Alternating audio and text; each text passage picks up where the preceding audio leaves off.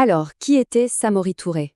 Un des leaders les plus redoutables de l'histoire de l'Afrique de l'Ouest. Son héritage est puissant, c'est sûr, mais il est aussi très contesté. Alors, héros ou tyran? Pour beaucoup, c'est simple, c'était un roi guerrier, un bâtisseur d'empire, un vrai héros.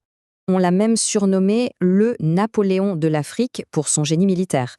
Pas rien, hein? Tout a commencé dans les années 1850. Pour sauver sa mère, il a dû échanger sa propre liberté. À partir de là, tout s'accélère. Il monte une armée et fonde le plus grand empire de la région. Mais la vraie question, c'est comment a-t-il tenu tête aux colons? La clé, c'était son armée. Imaginez, jusqu'à 65 000 soldats professionnels à son apogée.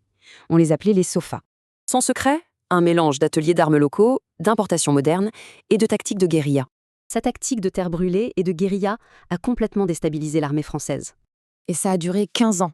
Une résistance acharnée contre l'avancée coloniale française.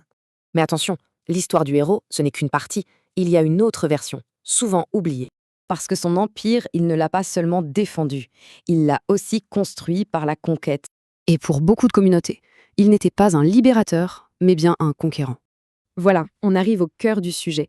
L'héritage de Samori Touré est vraiment à double tranchant. Et c'est ça qui est fascinant. D'un côté, le résistant, de l'autre, le conquérant. Il était tout ça à la fois, unificateur et diviseur, défenseur et agresseur. Du coup, ça pose une question essentielle.